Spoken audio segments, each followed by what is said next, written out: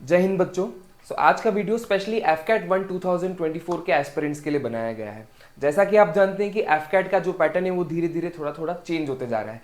ये क्या latest trends हैं जो कि हम 2024 में एक्सपेक्ट कर सकते हैं, ठीक है ना। पिछले साल से क्या चीज़ें इस बार थोड़ी अलग होने वाली है, ये वाली सारी चीज़ें इंक्लूडिंग कि आपको सिलेबस में क्या चेंजेस है, आपको क्या स्ट्रैटेजी फॉलो करना चाहिए स्पेशली 2024 के लिए, और आपको फ्री रिसोर्सेज को कैसे यूटिलाइज करना है अपनी एफकैट की प्रिपरेशन के लिए। तो ये तीनों चीज़ें लेटेस्ट ट्रेंड्स के पॉइंट ऑफ व्यू से हम समझेंगे और बिना कोई देरी के वीडियो शुरू करेंगे। तो जितने भी एफकैट प्रिपेयरिंग स्टूडेंट्स हैं, ये सारा पूरा वीडियो आपको ज़रूर देखना है क्योंकि इसमें आपके काम की बहुत सारी चीज़ें होने वाली है, ठीक है।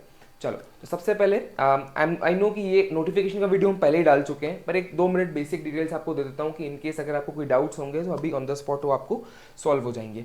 एफकैट का जो एग्जाम है वो इंडियन एयरफोर्स खुद ही कंडक्ट करता है, अनलाइक सीडीएस जो कि यूपीएससी कंडक्ट करता है, ठीक है। एफकैट की जो एज लिमिट है वो 20 ईयर्स मिनिमम है।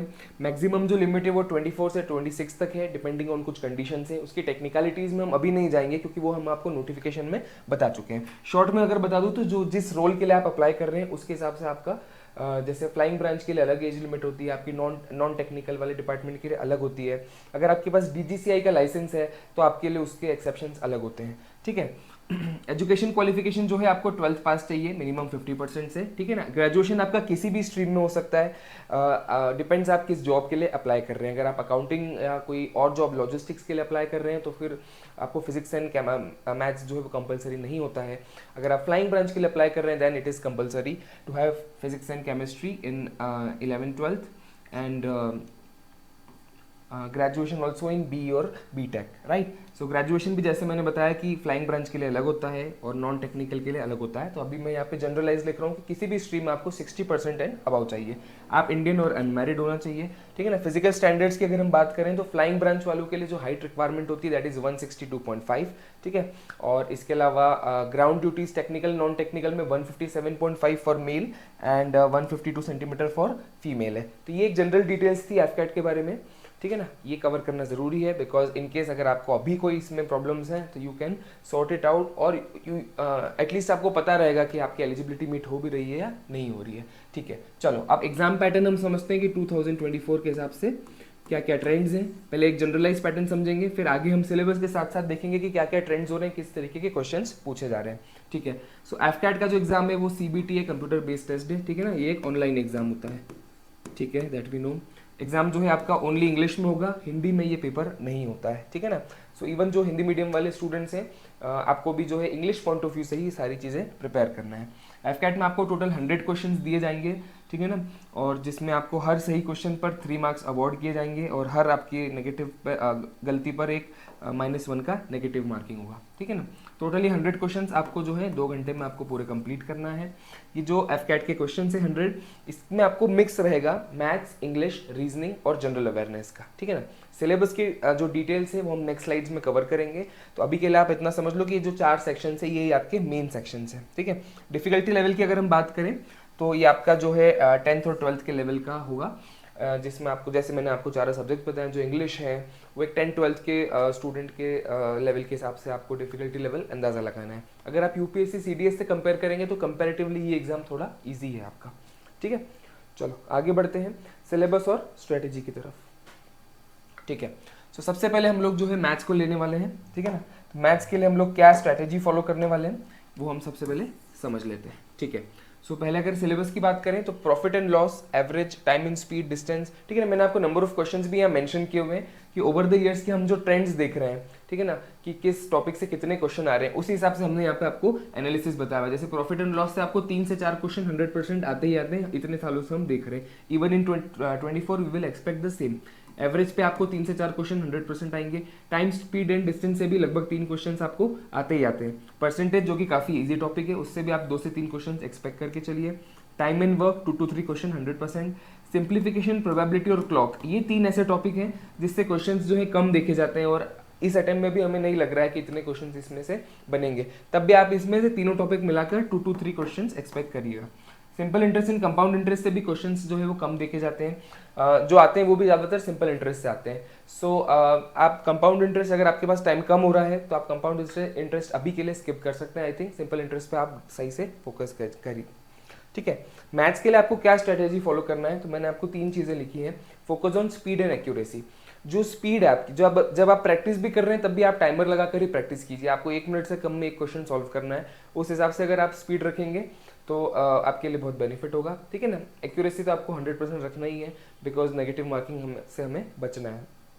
शॉर्टकट ट्रिक्स जो है वो आपकी बेस्ट फ्रेंड्स है, BFFs है, ठीक है ना। मैथ्स में आपको अनलाइक जो बोर्ड एग्जाम्स होती थी या फिर कोई टेस्ट होते थे, वहाँ पे आपको पूरा सॉल्यूशन करके दिखाना होता था। ये कंप्यूटर बेस्ड टेस्ट है, आपको सिर्फ यहाँ MCQ जो है मार्क करना है सही आंसर। तो आपको पूरा डिटेल सॉल्यूशन नहीं चाहिए, आपको शॉर्टकट ट्रिक्स चाहिए जिससे आप जल्द से जल्द वो आंसर जो है सही निकाल सके, ठीक है ना। तो शॉर्टकट ट्रिक्स पर आप फोकस कीजिए। आई एम श्योर आपके जो भी मेंटर होंगे, जिस भी इंस्टीट्यूट में आप पढ़ रहे हैं या फिर आप यूट्यूब से भी पढ़ रहे हैं, तो आपको काफ़ी सारी शॉर्टकट ट्रिक्स मिल जाएगी।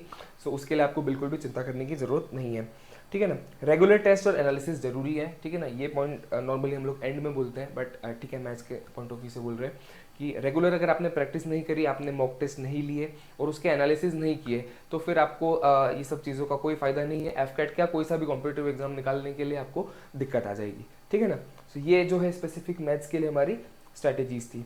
अगली स्ट्रैटेजी तो हम आपको बताएंगे वो इंग्लिश के लिए बताएंगे। तो पहले हम जो है सिलेबस पे नज़र डाल लेते हैं। इंग्लिश में आपको एंटोनिम सिनोनिम बहुत अच्छे से करना है, मतलब वो कैब वाला जो सेक्शन है, 3 से 4 क्वेश्चन इससे 100% आएंगे। क्लोज टेस्ट पैसेज से भी 4 से 5 क्वेश्चन आपको बनेंगे। Spotting the error 2 to 3 question आपको आएंगे। ये सब चीज़ों का जो बेस होता है वो आपको ग्रामर है, ठीक है ना। तो आपको ग्रामर पे बहुत अच्छे से फोकस करना है शुरू से। आप स्टार्टिंग ही ग्रामर से कीजिए। ग्रामर के साथ साथ आप वोकैब भी पढ़ेंगे और रीडिंग कॉम्प्रिहेंशन के लिए प्रैक्टिस भी करेंगे। रीडिंग कॉम्प्रिहेंशन को इम्प्रूव करने के लिए सबसे बेस्ट तरीका है, आप न्यूज़पेपर या फिर इंटरनेट में जो आर्टिकल्स पढ़ते हैं वो आप रीड करते रहे रेगुलर। तो उससे क्या होगा कि आपके इंटरेस्ट का आर्टिकल अगर आप पढ़ते हैं तो आपकी स्पीड और सब कुछ रहता है, आप जल्दी से उसको ग्रैब कर लेते हैं, ठीक है ना। और जैसे जैसे आप पढ़ते हैं, जब आप सही इंग्लिश पढ़ते हैं तो आपको एरर स्पॉटिंग में भी मदद होती है, क्योंकि बहुत सी बार ऐसा होता है कि आपको रीज़न नहीं पता है कि इस सेंटेंस में क्या गलत है, ठीक है ना। बट आपको पता होता है कि ये वाला वर्ब यहाँ नहीं आता, या फिर ये नाउन के साथ में ये नहीं लगता, ये एडजेक्टिव के साथ ये नहीं होता, प्लूरल नहीं होता। तो ये सारी चीज़ें आपको जब पढ़ते हैं तो आपको समझ में आ जाती है, ठीक है ना। तो न्यूज़पेपर और इंटरनेट आर्टिकल्स पढ़ेंगे तो आप स्पॉट द एरर में भी आपको काफ़ी हेल्प होगी, रीडिंग कॉम्प्रिहेंशन में तो होगी ही होगी, ठीक है ना। उसके अलावा मैंने आपको एक चीज़ और, हाँ, रीडिंग कॉम्प्रिहेंशन का बता दिया, ठीक है। आगे अगर हम और क्वेश्चंस की बात करें तो 1 वर्ड सेंटेंस भी आपके आते हैं, रीअरेंजमेंट भी आते हैं, और इडियम्स एंड फ्रेजेस से भी 2 से 3 क्वेश्चंस आपके बन सकते हैं। इंग्लिश का सेक्शन जो है वो बहुत इंपॉर्टेंट है। मिनिमम टू मिनिमम 30 क्वेश्चंस आपके 100% आएंगे। इवन आप अगर आप जो इंडियन एयरफोर्स की साइट है उस पर 2 मॉक टेस्ट डले हुए अभी फॉर द ट्रेंड्स ऑफ 2024, अगर आप वो भी चेक करेंगे तो दोनों ही टेस्ट में आपको 30 क्वेश्चंस आपको मिलेंगे इंग्लिश के। सो इंग्लिश के 110% आपको लगभग 30 क्वेश्चंस आएंगे ही आएंगे। इंग्लिश का सेक्शन बहुत इंपॉर्टेंट है, इसके बिना आपका क्लियर नहीं होगा, इस पर आपको बहुत अच्छे से फोकस करना है, ठीक है। नेक्स्ट जो है हमारा स्ट्रेटेजी फॉर जनरल अवेयरनेस, ठीक है ना। जनरल अवेयरनेस देखो एक बहुत ही ब्रॉड टॉपिक है, ठीक है। लगभग 25 क्वेश्चन आपके जनरल अवेयरनेस से आएंगे। अब इसमें आपको मल्टीपल सब्जेक्ट्स है, तो किसी भी सब्जेक्ट में आपको बहुत ज़्यादा डिटेल में नहीं घुसना है, ठीक है ना। जब हम CDS के लिए या CAPF के लिए प्रिपेयर करते हैं या फिर CSE के लिए प्रिपेयर करते हैं तो हम सब्जेक्ट के बहुत अंदर जाते हैं। FCAT का जो जनरल ट्रेंड हमने देखा है कि वो स्टैटिक ज़्यादा पूछता है, ठीक है ना। तो आपको स्टैटिक पे फोकस करना है, आपको 1 लाइनर्स पे फोकस करना है, ठीक है ना। और बहुत ज़्यादा डिटेल में नहीं जाना है, डायरेक्ट क्वेश्चन आप इसमें एक्सपेक्ट करिए, ज़्यादा कॉन्सेप्टुअल क्वेश्चन इसमें नहीं आते हैं, ठीक है ना। तो स्टैटिक GK हो गया, इससे आपके लगभग 4 से 5 क्वेश्चन 100% आएंगे, ठीक है ना। करंट अफेयर्स आप बहुत अच्छे से प्रिपेयर कीजिए, जैसे मैंने आपको न्यूज़पेपर भी पढ़ने का बोला ही अभी। Defence exercises, allows, awards, books and authors, ये सारी चीज़ों के लिए आप हमारे यूट्यूब चैनल पर डिपेंडेंट हो जाइए। हम आपको बहुत ही अच्छे से इसमें अभी सारा कंटेंट प्रोवाइड कर भी रहे हैं और आगे और भी एग्जाम तक आपको देते रहेंगे। तो ये वाली जो सारी चीज़ें आपका मिलिट्री एप्टीट्यूड वाला, ये पूरा हम आपको कवर करवा देंगे, ठीक है। इसके अलावा बचा आपका हिस्ट्री, पॉलिटी, ज्योग्राफी, इकोनॉमिक्स, ठीक है ना। तो हिस्ट्री देखो बहुत वास्ट है, तो हिस्ट्री में भी अपने को पूरा एक एक टॉपिक सारा कवर नहीं करना है। हिस्ट्री में आप मुगल्स के बारे में पढ़िए, आप रिवोल्ट ऑफ 1857 के बारे में पढ़िए, फ्रीडम मूवमेंट के बारे में पढ़िए, ठीक है। ऑर्गेनाइजेशन जो थी अलग अलग उनके बारे में पढ़िए। पॉलिटी में आपको आर्टिकल्स एंड अमेंडमेंट्स पढ़ना है, दैट्स इट। अगर आपको थोड़ा और टाइम बचे तो कुछ और डिटेल्स में आप घुसेगा, अदरवाइज इतना सफिशिएंट है। इकोनॉमिक्स में अगर आप सिर्फ प्लानिंग एंड कमीशन पे वर्क कर लेंगे तो भी I think it will be sufficient. इसके अलावा हम आपको यूट्यूब में जो कंटेंट दे रहे हैं वो वाला सारी चीज़ें आप कवर कर लेंगे, तो history, geography, polity and economics will be more than sufficient for you guys, ठीक है। चलो, इसके लिए स्ट्रेटजीज क्या है हमारी कि आपको 1 लाइनर्स बहुत सारे पढ़ना है, जैसे मैंने आपको अभी बोला, और 1 वर्ड क्वेश्चंस आप इसमें एक्सपेक्ट करिए। Sports, science and tech, awards और ऑनर्स, ये सारी चीज़ें हम आपको डेफिनेटली इंदौर डिफेंस एकेडमी के यूट्यूब चैनल पर प्रोवाइड करेंगे, तो इसके लिए आपको बिल्कुल भी चिंता करने की जरूरत नहीं है। So consider this done. Prepared short notes आपको जनरल अवेयरनेस में जो है काफ़ी हेल्पफुल रहेंगे, क्योंकि शॉर्ट नोट्स को ही रिवीजन करने के लिए एक बहुत ही अच्छी क्विक रेमेडी है, ठीक है ना। तो आप जब भी पढ़ें, यूट्यूब से भी पढ़ें या फिर अपनी बुक से पढ़ रहे हैं, तो आप अपने हाथ से हैंड रिटन शॉर्ट नोट्स बनाते चलिए, उससे आपको जो है काफ़ी हेल्प होगी एग्जाम में। न्यूज़पेपर और करंट अफेयर्स जो है बहुत इंपॉर्टेंट रोल प्ले कर रहा है, तो न्यूज़पेपर आपको रेगुलर पढ़ना है, ठीक है, पढ़ना है। चलो आगे बढ़ते हैं, ठीक है। अब लास्ट जो हमारा टॉपिक बचा है रीजनिंग बचा है, ठीक है। तो रीजनिंग और मिलिट्री एप्टीट्यूड में देख लेते हैं क्या क्या है हमारे पास। तो ब्लड रिलेशन है, इजीली आपको 4 to 5 क्वेश्चंस इससे आएंगे। कोडिंग डिकोडिंग से भी आपको 3 क्वेश्चंस 4 क्वेश्चंस के आसपास आ सकते हैं। सीटिंग अरेंजमेंट हो गया, सिलोजिज्म हो गया, वर्बल नॉन वर्बल हो गया, एनालॉगी हो गया, वेन डायग्राम से भी क्वेश्चंस काफ़ी आते हैं, डॉट सिचुएशन से भी आते हैं, ठीक है ना। तो रीजनिंग वाला जो पार्ट है उसके लिए भी मैं आपको गारंटी देता हूँ कि आप इंदौर डिफेंस एकेडमी के चैनल पर निर्भर रहिए। हम आपको इसमें बहुत ही जल्दी, अभी मैं आपको अनाउंसमेंट भी देने वाला हूँ, बहुत जल्दी एक सीरीज लॉन्च करने वाले हैं, ठीक है ना। चलो अगली स्लाइड में उसके बारे में बताऊंगा। तो रीजनिंग वाला पार्ट भी आप 100% इंदौर डिफेंस एकेडमी पर छोड़ दीजिए, ठीक है। चलो रीजनिंग के लिए आपको सबसे पहले लॉजिक समझना है और पैटर्न समझना है कि किस तरीके से आपको पूछा जा रहा है, क्या पूछा जा रहा है, ठीक है ना। प्रैक्टिस बहुत सारी करना है रीजनिंग में, ठीक है ना। कई बार क्या होता है कि रीजनिंग के क्वेश्चंस ज़्यादा टफ भी नहीं आते, ठीक है ना, कई बार नहीं, मैक्सिमम टाइम से होता है। तो अगर आपने ठीक ठाक प्रैक्टिस करी है तो रीजनिंग तो ऐसा है कि आपको 25 के 25 क्वेश्चन बनना कंपलसरी है, मतलब बन ही जाएंगे, ठीक है ना। इसमें भी आपको स्पीड और एक्यूरेसी पे फोकस करना है, क्योंकि जैसे कि मैथ्स होता है वैसे ही रीजनिंग आप समझ लीजिए, ठीक है ना। अगर सही है तो फिर आपको बनेगा, तो फिर आपको पूरा बनेगा, ठीक है ना, और नहीं बनेगा तो फिर उसका कुछ कर नहीं सकते। सबसे अच्छा आप प्रैक्टिस कर लीजिए, ठीक है। चलो अब एफकेट 1 2024 से रिलेटेड मैं आपको कुछ चीज़ें और भी बताता हूँ स्ट्रैटेजी के फॉर्म में, ठीक है ना। एक आपको जो है टाइम मैनेजमेंट रखना है अपने, टाइम मैनेजमेंट किस फॉर्म में रखना है अपने को कि जब आप पेपर दे रहे हैं आपको याद है कि आपके पास 2 घंटे का टाइम है, ठीक है ना। आपने जब तैयारी भी करी है तो आपने सारे PYQs बहुत अच्छे से करे हैं, ठीक है ना। स्पेसिफिक हमने जिस टॉपिक का जितना वेटेज है, जैसे हिस्ट्री है तो हिस्ट्री में मैंने आपको इंपॉर्टेंट टॉपिक्स बताए, आपको उतना उसको वेटेज देना है। पॉलिटी में मैंने आपको 2-4 चीज़ें बताई हैं, आपको उतना ही करना है, ठीक है। सो ये जो प्रिपरेशन का टाइम है, अभी भी आपके पास काफ़ी लगभग 50 से 60 दिन बचे हैं एफकेट के एग्जाम में, ठीक है ना, लगभग रफली 2 महीने हैं। तो अभी भी आप अगर टाइम डिवाइड करेंगे प्रॉपरली, टाइम मैनेजमेंट करेंगे तो आप पूरा सिलेबस कवर कर पाएंगे, ठीक है ना। अपने को जो हाई यील्डिंग टॉपिक्स है उस पर तो ज़्यादा फोकस करना है, लेकिन छोड़ना भी कुछ नहीं है, ठीक है ना। ट्रेंड्स बदलते रहते हैं, हो सकता है कि 2024 में कुछ फिर से नया दिख जाए। PYQs आपको बहुत इंपॉर्टेंट है, ठीक है ना। PYQs हो गए, हाई यील्डिंग टॉपिक्स हो गए, ठीक है ना। हाई यील्डिंग टॉपिक्स मतलब जो टॉपिक्स बार बार रिपीटेटिवली आ रहे हैं एग्जाम में, तो वो टॉपिक्स को तो बहुत अच्छे से प्रिपेयर करना है, डेफिनेटली उनमें से क्वेश्चंस फंसेगा ही फंसेगा। मॉक टेस्ट आपको काफ़ी सारे देना है एफकेट के लिए। एफकेट के लिए जो प्रिपरेशन के लिए स्ट्रैटेजी है वो ये है कि भर भर के आप मॉक्स दीजिए, ठीक है ना।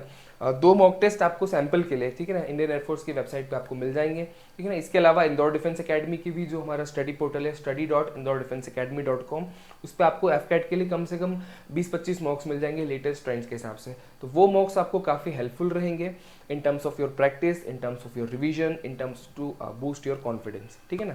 तो चलो मॉक्स आपको भर भर के देना है, बिल्कुल भी उसमें कंजूसी नहीं करना है। अगली चीज़ है आपको ऑनलाइन रिसोर्सेज में, जो मैंने आपको स्टार्टिंग में बताया था कि जो फ्री रिसोर्सेज अवेलेबल है ऑनलाइन, उसका आपको यूटिलाइजेशन कैसे करना है।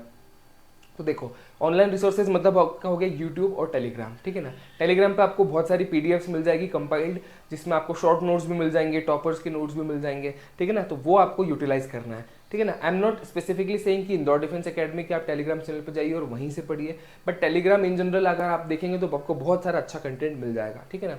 सो आप देखिए आपको क्या सूट कर रहा है, किसके नोट से आप ज़्यादा रिलेट कर पा रहे हैं, जल्दी आपको समझ में आ रहा है। सिमिलरली यूट्यूब है कि किस टीचर से आपको पढ़ के ज़्यादा इंटरेस्ट आ रहा है, अगर आपको ज़्यादा अच्छा लग रहा है, डजेंट मैटर कि उनके सब्सक्राइबर मिलियंस में है या फिर वो कुछ थाउजेंड्स में है, ठीक है ना, उससे फ़र्क नहीं पड़ता, आपको वो टीचर से समझ में कितना आ रहा है, दैट इज़ मोर इंपॉर्टेंट, ठीक है ना। तो यूट्यूब और टेलीग्राम इनको बहुत अच्छे से यूज़ कीजिए, काफ़ी सारा अच्छा वैल्यूएबल कंटेंट इसमें डला है, ठीक है ना। तो फिर आप उसको प्रॉपरली यूटिलाइज कीजिए, ठीक है। आपको पॉजिटिव रहना है, आपको एक्सरसाइज करना है, रन के लिए जाना है, योगा करना है, मेडिटेट करना है, ठीक है ना। वो सारी चीज़ें करना है जिससे आपका दिमाग जो है वो शांत रहे, आपका कंसंट्रेशन बढ़े, एकाग्रता बढ़े आपकी, ठीक है ना। वो सारी चीज़ें आपको करना है। आप अच्छे से खाना खाइए, फिट रहिए, ठीक है ना।